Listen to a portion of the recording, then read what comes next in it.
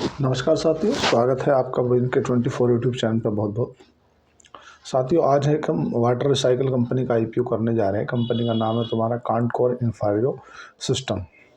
Concord Enviro System. देखो क्या है कि कंपनी एक तरह से जो भी एक इन्वायरो करके कंपनी आई थी उसी तरह की सिमिलर इंडस्ट्री में है। या जैसे वाटर बाबाग है, वाटर बाबाग का भी काम है, वाटर साइकिल का काम है। और तुम्हारा वाटर बाबाग के अलावा एक ईएमएस इंडस्ट्री है, आईएनएक्स एक्सचेंज है। ये सिमिलर इंडस्ट्री में काम करती है। मतलब इसकी जो प्राज है, त्रिवेणी इंजीनियरिंग है, ये इसकी सिमिलर इंडस्ट्री है जिस इंडस्ट्री की ये काम करती है कंपनी। वैसे एनएससी और बीएससी मतलब मैन बोर्ड की कंपनी है। एक इन्वारो इन्फ्रो भी आई थी, वो भी इसी इंडस्ट्री की कंपनी थी। अच्छा उसने भी गेन दिया, लगभग अभी भी अपने आईपीओ प्राइस से 30 मतलब 40-50% ऊपर चल रही है। तो मतलब ये क्या है, अभी भविष्य की आने वाली थीम है।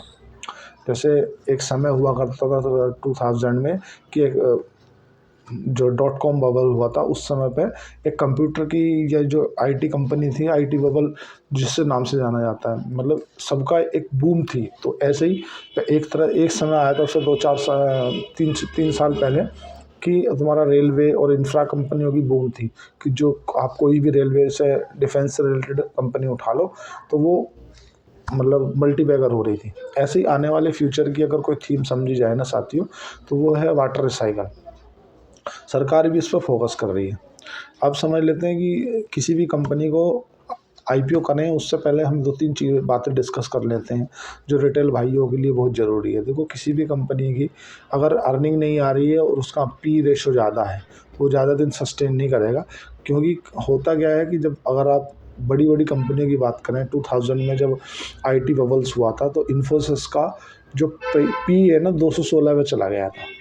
और अगर आपने अगले 4 सालों की बात करें तो इसने इन्फोसिस ने, इतनी बड़ी कंपनी ने -5% के रिटर्न दिए थे। तो साथियों, ऐसा ज़रूरी नहीं है कि आप अगर हाई पी रेशो पे उठा लेंगे। अगर उसका पी रेट री-रेट हो गया, पी रेटिंग कैसे होती है कि अगर सपोज करो तुम्हारी अर्निंग जो थी वो आ रही थी 100 मेट्रिक टन और 100 से बढ़ के आ गई वो 1000, तो आपकी अर्निंग बढ़ गई तो आपका पी रेशो घट गया।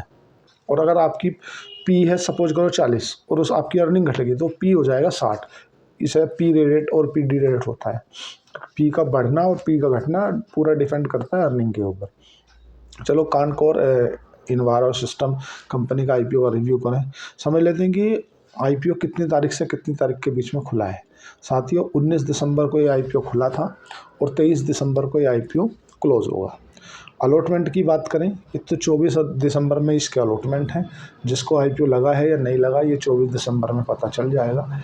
अगर आईपीओ लग जाता है 26 दिसंबर में आपके डीमैट अकाउंट में शेयर क्रेडिट कर दिए जाएंगे। अगर आईपीओ नहीं लगता है तो आपके 26 दिसंबर में ही बैंक अकाउंट में पैसे रिफंड कर दिए जाएंगे। लिस्टिंग की बात करें तो साथियों इसकी 27 दिसंबर में लिस्टिंग है। एनएससी और बीएससी दोनों पे ही ये लिस्ट होने जा रही है, मतलब मैन बोर्ड की कंपनी है। अगर रजिस्ट्रार की बात करें कि इसका रजिस्ट्रार कौन है, तो साथियों इसका लिंक्डइन टाइम रजिस्ट्रार है, लेट आने के कारण जाना जाता है। धंधा समझ लेते हैं कि यार आईपीओ हमने समझ लिया कितने करोड़ का प्राइस बैंड है या क्या लेके आ रही है। तो साथियों ये नेशनल पब्लिक ऑफर आईपीओ के जरिए 500 करोड़ रुपए जुटाना चाहती है, जिसमें से 175 करोड़ जो है वो फ्रेश इशू है और जो 325 करोड़ है वो ओएफएस है, मतलब ऑफर फॉर सेल है। मतलब ऑल ओवर 500 करोड़ रुपए इनको चाहिए शेयर बाजार से, जिसमें से 175 करोड़ जो है वो कंपनी के अंदर काम में आने वाले हैं और जो 325 करोड़ हैं वे पूरे के पूरे प्रमोटर के पास में जाने वाले हैं। कोटे को समझ लेते हैं साथियों। तो जो क्वालिफाइड इंस्टीट्यूशनल इन्वेस्टर हैं उनके लिए 50% कोटा रिजर्व रखा गया है और जो एनआईआई नॉन इंस्टीट्यूशनल इन्वेस्टर उनके लिए 15% कोटा रिजर्व रखा गया है। अगर रिटेल भाई की बात करें तो रिटेल भाइयों के लिए 35% कोटा रिजर्व रखा गया है। प्राइस बैंड समझ लेते हैं तो साथियों इसका जो प्राइस बैंड है 665 रुपये से लेकर के 701 रुपये प्राइस बैंड रखा गया है और 21 शेयरों का एक लॉट है। अगर आपको एक एप्लीकेशन लगानी है तो आपको लगभग 14,721 रुपये लगाने पड़ेंगे। अब ये समझ लें कि इस कंपनी की ऑल ओवर वैल्यू क्या बन जाएगी। मतलब 500 करोड़ रुपए जुटाने के बाद अगर इसकी शेयर बाजार में वैल्यू की बात करें कि इसकी वैल्यू क्या रहेगी, तो साथियों लगभग 1450 करोड़ रुपए की इस कंपनी की वैल्यू निकल के आती है इसके अपर प्राइस बैंड पे। धंधा समझ लेते हैं। धंधा क्या है इसका? बेसिकली जो व्यापार है ना वो जीएलडी पे काम करती है, जीरो लिक्विड डिस्चार्ज पे। इसका जैसे हमने समझा कि वाटर रिसाइकल का काम है, और वाटर रिसाइकल में भी इसका जो ज़्यादातर बिजनेस है ना वो तुम्हारा फैक्ट्री इंडस्ट्री और जो स्टील्स इंडस्ट्री होती हैं, या जो एक प्रॉक्सी प्ले होती हैं स्टील इंडस्ट्री की, तो उनका जो मटेरियल निकलता है, जो उसको ठंडा करने के लिए जो पानी लगता है, फिर वो उसको डिस्चार्ज करना पड़ता है हमें। तो इसका काम क्या है कि इसके बाहर प्लांट बना होता है कुछ दूरी पे, वहाँ वो पानी जाता है, फिर उसको रिसाइकल करते हैं, और जो उसमें अच्छा पानी होता है उसे वो फिर से फैक्ट्री में भेज देते हैं, और जो कम से कम लिक्विड होता है उसे एक स्टोर करके कर देते हैं एक साइड। इनका जो बिजनेस है ना वो अधिकतर ये है। इसी की सिमिलर इंडस्ट्री है, जैसे ईएमएस है, वाटर विभाग है। तो मतलब इसका फ्यूचर की थीम है, मतलब अधिकतर ऐसा माना जाए, क्योंकि भारत नहीं ऑल ओवर कहीं भी बात करें तो जो खपत है पानी की, शुद्ध पानी की, उससे कम ही वाटर रह गया है धरती में। आप अपने गूगल पे भी सर्च करके देख सकते हैं, जो प्रति बैरल 3500 बैरल प्रति एक व्यक्ति की खपत है, और जो अपने अभी वर्तमान में जल की पूर्ति है वो कम है। अब वो सब चीज़ें तुम्हें दिल्ली में, बम्बई में, बेंगलोर में, चेन्नई में, ऐसी सिटियों में देखने के लिए मिल जाएगी। गर्मियों के सीज़न में जब वाटर लेवल नीचे गिर जाता है तो वहाँ पे पानी के लिए बहुत मारामारी रहती है।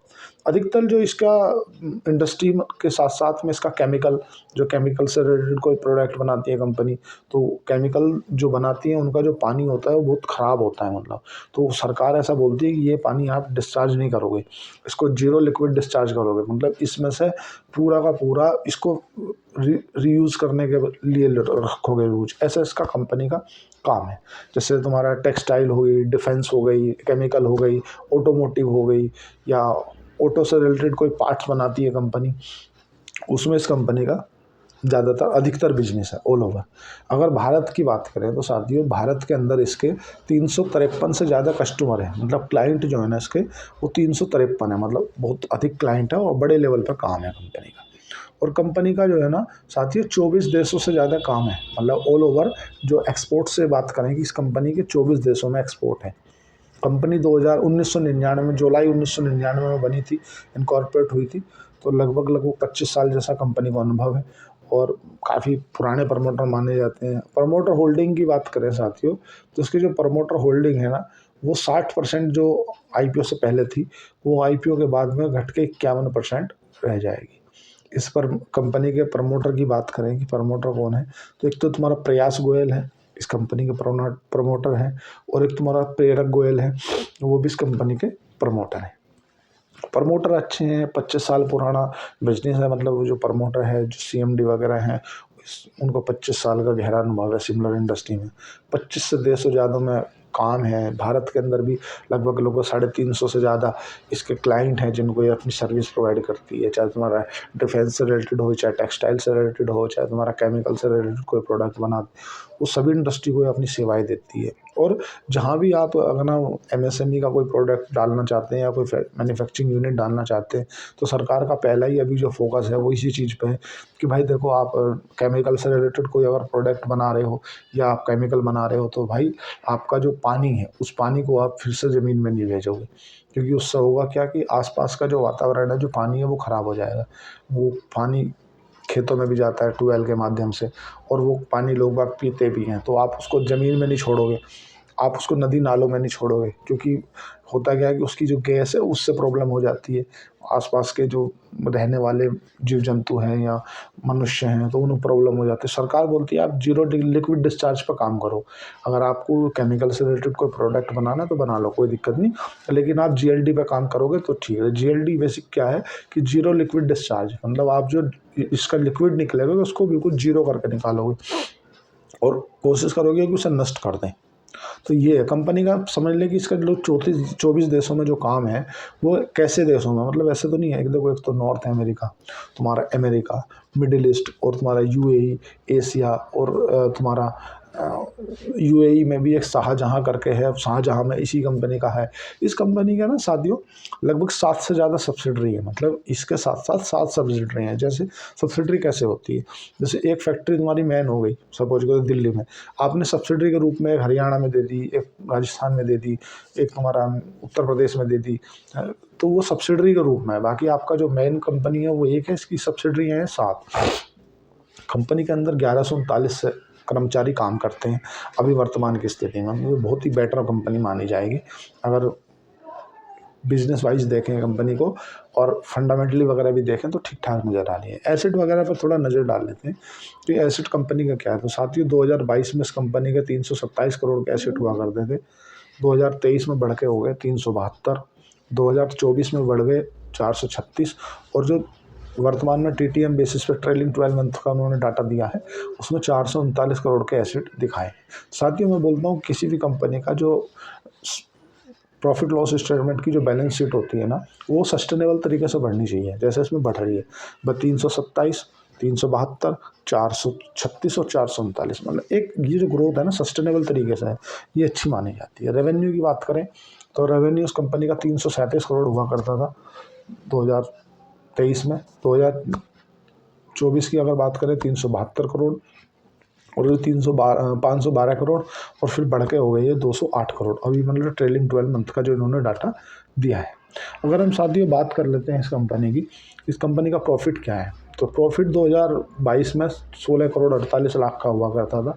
2023 की बात करें तो 5 करोड़ 49 लाख रह गया, हो सकता है कोई इन्वेंट्री फंस गई हो। और 2024 की अगर बात करें तो 41 करोड़ 44 लाख, क्योंकि कोई इन्वेंट्री फंसी, वो पैसा नहीं आया उस साल, तो उस साल की बैलेंस शीट पर नहीं दिखेगा, वो 2024 की जो बैलेंस शीट है उस पर दिखेगा। तो 2024 में जो उनका प्रॉफिट है 41 करोड़ 44 लाख है, और जो ट्रेलिंग 12 मंथ है जो टीटीएम बेसिस का उन्होंने डाटा दिया लगभग 52 लाख का प्रॉफिट कंपनी ने दिखाया।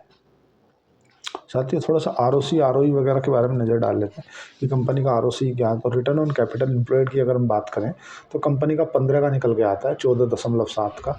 आरओसी की बात करें रिटर्न ऑन कैपिटल की तो लगभग 13.73, मतलब 14 का निकल के आता है, जो कि काफ़ी अच्छा है। अगर एबिटा मार्जिन की बात करें, अर्निंग बिफोर टैक्स मार्जिन जो होता है वो 16.33 का निकल के आता है। अगर पैट मार्जिन की बात करें, प्रॉफिट आफ्टर टैक्स मार्जिन, जो सब कुछ खर्चे निकालने के बाद आपका निकल के आता है, वो 8.34 का निकल के आता है, जो काफ़ी अच्छा माना जाता है। अब हम बात कर लेते हैं कि इस कंपनी का डेट टू इक्विटी कितना रह जाने वाला है, तो 0.47 रह जाने वाला है, तो जो कि अच्छा है। 0.47 क्या है कि अगर आपके पास में सपोज करो 1000 रुपये रखे हैं और आपके पास में लोन है 470 का, तो वो 0.47 माना जाएगा। हमेशा अपनी जो इक्विटी है ना उसका 0.5 के नीचे रहे तो अच्छा माना जाता है, क्योंकि अगर अधिक लोन है आपके पास में तो अधिक, अगर एक क्वार्टर आपका ख़राब गया तो आपको अपना बिजनेस चलाने में प्रॉब्लम आ जाएगी, इसलिए डेट टू इक्विटी कम माना जाए तो ज़्यादा बेहतर रहता है। अगर ईपीएस की बात करें, अर्निंग प्रति शेयर, तो साथ ही उसका अर्निंग प्रति शेयर अच्छा है, 22 का अर्निंग प्रति शेयर निकल के आता है। नेट एसेट वैल्यू की बात करें तो नेट एसेट वैल्यू उस कंपनी की 177 की है, जो कि बहुत ही अच्छी कंसिडर की जाएगी एक तरह से अगर देखा जाए। रिटर्न ऑन नेटवर्थ की बात करें तो कंपनी की 13 की रिटर्न ऑन नेटवर्थ निकल के आती है, मतलब ऑल ओवर अगर देखा जाए तो कंपनी अच्छी है। अब कंपनी के पास में जितनी भी साथियों प्रॉपर्टी हैं जिस पे भी ये कंपनी काम कर रही है, तो वो पूरी की पूरी 99 साल लीज पे रखी गई है। और जितनी भी कंपनी ने जहाँ भी अपनी फैक्ट्री डाल रखी है या अपना रिसाइकल का कोई प्लांट लगा रखा है, तो वो रिसाइकल का जो प्लांट है ना वो पूरा का पूरा लीज पे है। मतलब ये एक अच्छी चीज़ है। क्यों? ये होता क्या है कि अगर आपने कोई उतनी लैंड खरीदी, उस लैंड को खरीदने में आपको लग गया सपोज करो 1000 करोड़ रुपये, और वही लैंड आपको सालाना 10-15 करोड़ रुपए के रेंट पे मिल जाएगी। आपका एसेट ज़रूर बन जाएगा, आपने लैंड खरीदी एसेट बन जाएगा, बट वो पैसा आप अपनी नई सब्सिडी डालने में यूज़ ले सकते हो। ये कंपनी के लिए अच्छी बात है। अगर हम समझ लेते हैं कि इस कंपनी के पीयर कंपटीटर हैं, उनको भी थोड़ा सा देख लें, तो इस कंपनी के जो पीयर कंपटीटर हैं, एक तो वाहटेक बाबाग है, जो जिसका इसी के सिमिलर इंडस्ट्री में काम करती है, वो भी वाटर रिसाइकल का भी काम करती है, उसका 40 का पी है। और साथ ही अगर ईपीएस की बात करें तो 39 का निकल के आता है वाहटेक बाबा का। वाहटेक बाबा अच्छी कंपनी है, सिमिलर इंडस्ट्री की है, तो इसलिए इसका पीयर कंपटीटर माना जाता है। और उसका भी दुबई में काम है, इसका भी दुबई में काम है। एक तुम्हारा पराज इंडस्ट्री है, पराज इंडस्ट्री थोड़ा सा पी रेशो के हिसाब से महंगी है, 53 के पी रेशो में है और 16 का ईपीएस निकल के आता है उसका।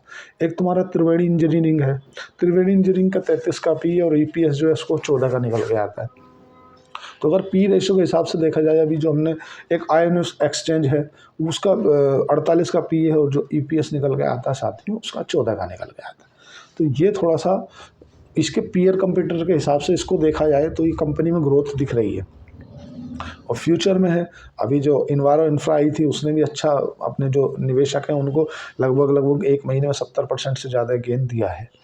और क्योंकि फ्यूचर की थीम है भाई, अब वाटर रिसाइकल का जो बिजनेस है ना वो फ्यूचर का बिजनेस है चलेगा, ऐसी बात नहीं है। पीयर कंपटीटर के हिसाब से देखा जाए तो, अगर औरों के हिसाब से देखा जाए तो अपनी लिस्टिंग की गेन छोड़ा है उन्होंने, खींच के नहीं रखी। वाटेक बाबा है, इसी की सिमिलर इंडस्ट्री, ईएमएस है वो भी इसी की सिमिलर है, पराज इंडस्ट्री है सिमिलर इंडस्ट्री है, त्रिवेणी इंजीनियरिंग है वो भी इसी की सिमिलर इंडस्ट्री है, आयरन एक्सचेंज है। तो वो ऑल ओवर देखा जाए तो ठीक ठाक है। अब हम समझ लेते हैं पर्पज ऑफ आईपीओ क्या है। भाई आप आईपीओ क्यों लेके आना चाह रहे हो, तो आईपीओ का पैसे का करोगे क्या। जो प्रमोटर ने बताया कि भाई हमें 175 करोड़ रुपए जो चाहिए ना, एक इनकी दुबई में एक सब्सिडरी है उसकी लाइन के लिए इनको पैसे की आवश्यकता है। पहला तो उन्होंने ये बताया कि भाई पर्पज़ ऑफ आईपीओ हमारा ये है, दुबई में यूएई में उसमें लाइन के लिए सब्सिडरी में मशीनरी वगैरह इक्विपमेंट वगैरह खरीदने हैं उसकी आवश्यकता है।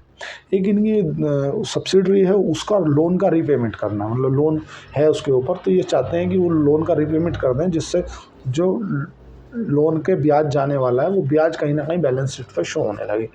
जैसे आपने उदाहरण से मैं आपको बताऊं तो आप अब जब वोडाफोन आइडिया की बैलेंस शीट देखोगे तो वोडाफोन आइडिया क्या है कि 17,000 करोड़ तो कमाता है पूरे साल में और लगभग 25,000 करोड़ का ब्याज देता है, क्योंकि 2.5 लाख करोड़ के ऊपर उस पर जो है वो उसको बोरोइंग है, जो पैसा उठा रखा है। तो इसीलिए उसका जितना कमा रहा है, भाई टेलीकॉम सेक्टर हुए, एविएशन इंडस्ट्री हुई, इनमें तो बहुत ही सोच समझ के आपको निवेश करना चाहिए, क्योंकि इनमें कैपिटल की रिक्वायरमेंट रहती है। 4G है तो 5G आ गया, 5G है तो 6G आ गया, 6G है तो 7G आ गया। तो इसमें क्या आपको कैपिटल की अब रिक्वायरमेंट रहती रहेगी, मतलब अपने आप को अपग्रेड करने के लिए हमेशा ज़रूरत पड़ने वाली है कैपिटल की। ऐसे ही आपको एविएशन इंडस्ट्री है, तो आपने अगर कोई सपोज करो विमान का या स्पाइस जेट है या जो इस, अगर एविएशन इंडस्ट्री की बात करें ना साथियों, थोड़ा सा आउट द वे जा रहा हूँ पर कोई बात नहीं, मैं बताने के लिए थोड़ा सा अपने व्यूवर्स को बताना चाहता हूँ कि एक इंडिगो को छोड़ दिया जाए ना तो बाकी की जो भी 2-3 एयरलाइंस हैं ना वो अपने आप को लॉस में ही हैं। कारण है उसका ये कि पहली बात तो इस इंडस्ट्री में जो कॉस्ट है ना वो अधिक है। भाई फ्यूल कॉस्ट है, तुम्हारा पायलट की कॉस्ट है, अधिक कॉस्ट, और कंपटीशन ज़्यादा है। भाई अगर आपको एयर इंडिया का दिल्ली से जयपुर जाने के लिए 3,000 का विमान मिल रहा है और आपको इंडिगो दे रही है 2,000 में, तो आपको स्विच कर दोगे तत्काल।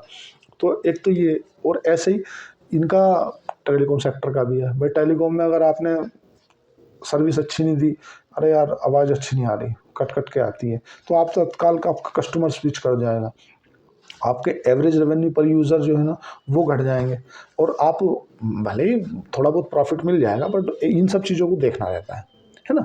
तो इन्होंने जो बताया लोन का रीपेमेंट करना है यूएई का, जो इनकी एक सब्सिडरी है, और एक इनको ग्रीन फील्ड की एक सब्सिडरी डालनी है, मतलब लगभग 100 करोड़ रुपये जैसा है। एक चाहते हैं कि एक हम सब्सिडरी और डालें जो ग्रीन फील्ड मतलब जीरो लेवल्स है। ब्राउन फील्ड वो होती है जो सब्सिडरी पहले से है, उसमें अगर कैपेसिटी को एक्सपेंड कर रहे हैं तो उसको ब्राउन फील्ड कैपेसिटी बोल जाता है कि आप अपना कैपेसिटी को एक्सपेंड कर रहे हैं ब्राउन फील्ड में। अगर ग्रीन फील्ड बोल रहे हैं तो ग्रीन फील्ड का मतलब ये है कि आप अलग से कहीं लैंड लोगे लीज पे या जैसे भी, और उसको फिर नए सिरे से वहाँ पे चालू करोगे। उसको ये बोल रहे हैं ग्रीन फील्ड के लिए हमें सब्सिडी डालनी है, उसके लिए हमें पैसे की रिक्वायरमेंट है। एक जनरल कॉर्पोरेट पर्पज़ के लिए इनको पैसा चाहिए, और जो प्रमोटर ने बताया और वो ओवर देखा जाए तो पूरी कंपनी ठीक ठाक नज़र आ रही है मुझे। कानकोड इन्फारो जो सिस्टम है वाटर रिसाइकल का काम करती है और मुझे लग रहा है कि फ्यूचर में डिमांड इसकी अच्छी रहने वाली है। अब आपको आईपीओ में लगाना है नहीं लगाना, आप अपने वित्तीय सलाहकार से पूछ के लगाएं। मैं तो कंपनी के बारे में जो अच्छी चीज़ें है वो आपसे बता देता हूँ, जो बुरी चीज़ें वो बता देता हूँ। एक कंपनी के बारे में अच्छी चीज़ें तो ये है कि हमेशा कंपनी के पास में डिमांड रहने वाली है। बुरी चीज़ क्या है कि कंपनी के पास में टैक्स से रिलेटेड 1-2 केस चल रहे हैं, तो वो आप देख कर रखें। और आपको आईपीओ में लगाना नहीं लगाना ये आपका अपना डिसीजन होगा, आप अपने फाइनेंशियल एडवाइज़र से पूछ के ही करें जो भी करना है। आपको पढ़ना बहुत ज़रूरी है, अगर आप पढ़ोगे नहीं तो शेयर बाज़ार में नुकसान कर लोगे। किसी भी इंडस्ट्री में शेयर बाज़ार ज़रूरी नहीं है, आप जो भी काम करने जा रहे हैं पहले उस कंपनी या उस धंधे के बारे में या जिस भी बिजनेस को कर रहे हो उसे पढ़ो, उसकी नेगेटिव समझो, पॉजिटिव समझो, फ्यूचर में ग्रोथ है कि नहीं है, कि मैं जो व्यापार कर रहा हूँ अपना ROC निकाल पा रहा हूँ कि नहीं निकाल पा रहा हूँ। ROE बेसिकली क्या है साथियों? ROC, रितेश जी पूछ रहे हैं ROC का ज़्यादा होना क्यों जरूरत है? ROC क्या है? अगर कोई कंपनी ROC 3% का जनरेट कर पा रही है साथियों, ये समझो 3% का ROC जनरेट कर पा रही है, तो उस कंपनी में पैसा क्यों लगाना है यार? बैंक में FD कर दो ना, बैंक दे देगा मैं 7.5%। तो ROC क्या? Return on equity. भाई जो आप एक इक्विटी के ऊपर रिटर्न जनरेट कर पा रहे हो, ROC, अब वो 3 का दे रही है, आपने बोला यार 3 का ROC है, ले लेता हूँ, ROE 3 का है, ले लेता हूँ। क्या करोगे? ROE 3 का लेगा भाई, 7, 7.5, 8% तो तुम्हें बैंक दे रहा है। 1 लाख रुपए बैंक में रख दो, 8,000 रुपये बैंक दे देगा, तो बैंक का ROE हो गया 8 का, वो 3 दे रही है तुम्हें। नहीं, डबल डिजिट कम से कम 15 से 20% तो रहे। तो साथियों आज के लिए इतना ही। चैनल को लाइक करें, सब्सक्राइब करें, कमेंट करें। साथियों मैं देख रहा था 75% यूज़र ऐसे हैं जो अभी सब्सक्राइब नहीं कर रखे। चैनल देखते जरूर हैं, 0.5 सेकंड लगती है, कर दिया करो। धन्यवाद, थैंक यू।